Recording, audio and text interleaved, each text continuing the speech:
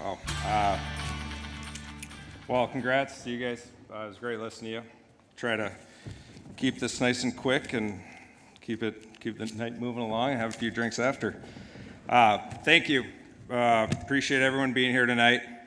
Standing here tonight, being inducted in the USA Hockey Hall of Fame, it's one of the most humbling and meaningful moments of my life. As a hockey player, I think you simply hope to play the game you love for as long as you can. This kind of recognition isn't something you ever assume's waiting down the road. And you really just hope to make your family proud, be a good teammate, and enjoy the ride. And enjoy the ride we did. We had a blast. And if you're lucky enough, you get to represent your country too. And I fall in that category. So first, let me say how grateful I am to USA Hockey, to the selection committee, to Dave Fisher. I've heard enough about him tonight. To my teammates and coaches who pushed me to be better, and to the fans across the country who supported me, from the beginning. My journey started in Plover, Wisconsin. When we were kids, my older brother would build a rink in the backyard every winter, and that outdoor rink really allowed a kid to fall in love with this great game. As I got older and the hockey world got bigger, the opportunities expanded, but so did the challenges. I don't know if you saw some of those videos, but I wasn't always the fastest, I wasn't the strongest, I didn't really stand out right away. I learned quickly that talent would only take me so far. And I quickly understood, I guess, that the success would come from effort, preparation, and ultimately finding joy in the grind. And ironically, those would be the things that those were the core parts of my game that I tried to be as a player. When I went to Waterloo in the USHL and then to the University of Wisconsin, I was surrounded by people that shared the same mentality as that and kind of led me in the right direction. And then winning a Clark Cup championship in Waterloo and a national title at the University of Wisconsin remains two of the most special moments of my hockey career. Not really just because of the titles, but just creating the bonds with the guys. And I think the pride we felt wearing those jerseys and ultimately doing something special in your city that you're playing in, and just, about having that special connection with the fans. Then came the pros. I guess the seasons in San Jose and in Dallas, and the teammates and coaches I was lucky enough to share a locker room with. Those memories are impossible to put into words. It means the world to me to hear your teammates talk about leadership, consistency, work ethic, because ultimately those are the things I valued the most. I've always been proud of the goals, the points, the wins, but I'm way more proud of the relationships, the trust, and I think the standard we tried to set every day. And I was led by some of the best people in the game. Tonight's about USA Hockey. In my time wearing the red, white, and blue, it was some of the most meaningful hockey I ever played. The first time you put on that jersey, you feel something different, something deeper. You feel connected to every player, every successful American team that came before you, and you feel responsible, for the kid that's out there watching, hoping to be on that stage one day. So, for me, I think back to the Olympics in 2010, and that team had something special: youth, energy, belief, veteran leadership. We weren't really expected to do what we did, I think, and make as much noise as we did, but we believed in each other, and ultimately we knew we were really good. We believed in that American style. It was hardworking, disciplined, fearless, and actually one of my most memorable moments is in representing USA was the day of the gold medal game. Walk into that game that day from the athletes' village to the rink. We walked along the water there in Vancouver, and all I could see were the Canadian fans wearing red. They had their tickets waiting to get into that game.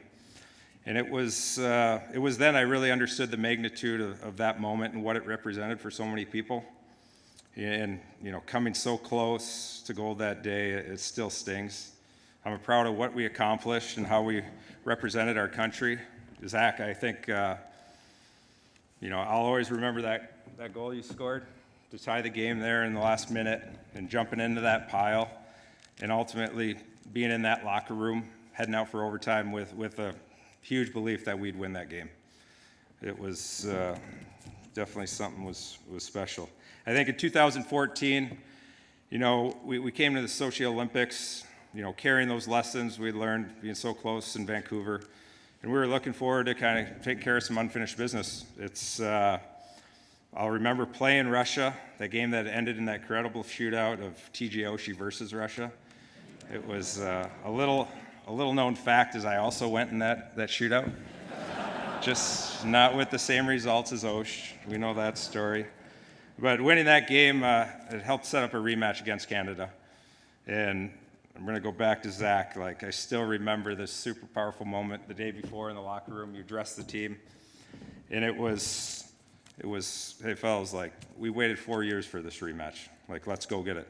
Unfortunately, my now good friend and a great teammate, Jamie Benn, he's here today. He had some different plans. He scored the only goal in that game. And then finally, it was a tremendous honor to captain the 2016 World Cup team. It's something I'm incredibly grateful for and thought I would never have an opportunity to do something that special. So I have a strong belief that I didn't do any of this alone.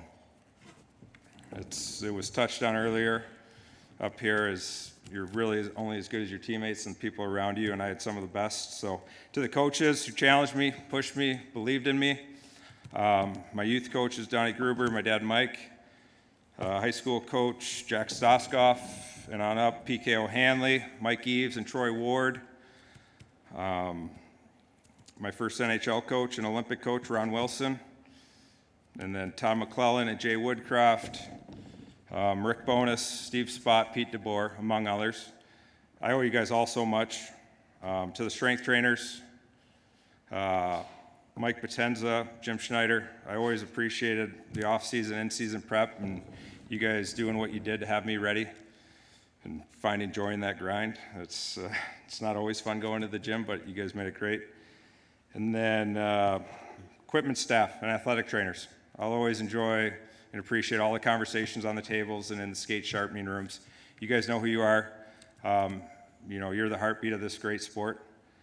And then to my teammates, there's so many to name, who shared the battles and the celebrations and the heartbreak and the triumphs. I learned the most from you guys. Each and every day showing up to the rink, I couldn't have, everything I learned came from you guys. And every shift I ever played, I tried to be the teammate that you could count on. And Scott Gomez, congrats on your honor. It was fun listening to you talk tonight. Thank you for getting on me in that one colorful G-Love way for that one selfish line change I had that night. It was a lesson I carry on. I carried on with myself the rest of my career. And it was just a great reminder of how this game, it's not about the individual, it's about the team. And when you came into San Jose as someone I respected, and really glad we got a chance to play together.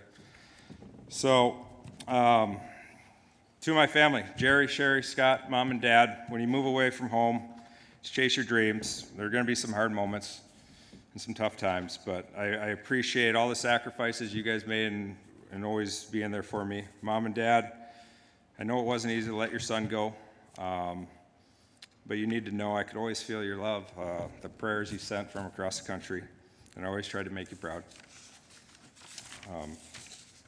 To my wife, Sarah, son, Nathan, you two are everything to me. Hockey has taken us to so many places, through so many highs and lows, but you've been my constant source of strength. And you made every long season feel lighter, every hard moment more manageable. This honor definitely belongs to you guys as much as it does to me. And Nathan, I've absolutely loved watching you grow up. San Jose, Dallas, being around this game.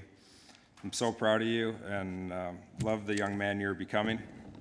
And to the fans, the ones in San Jose who embrace the kid from Wisconsin, the ones in Dallas who welcomed us in like family, and the ones across the country who love this great game and love the USA, thank you. The sport, your passion, your energy, and the support, they make the game what it is.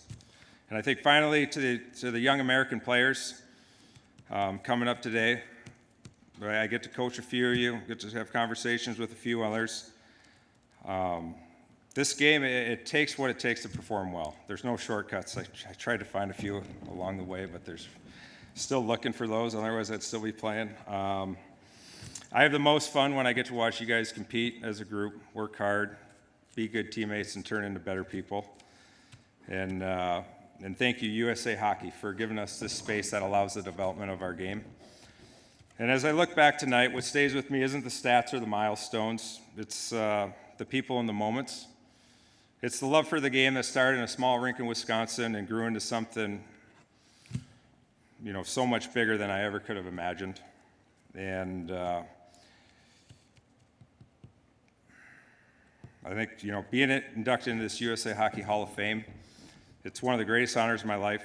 Thank you for allowing me to be part of the story of American hockey. And thank you for believing in me, supporting me, and pushing me to be better. And there are no bad days at the rinks. So thank you guys. Hope you enjoyed the night. And awesome.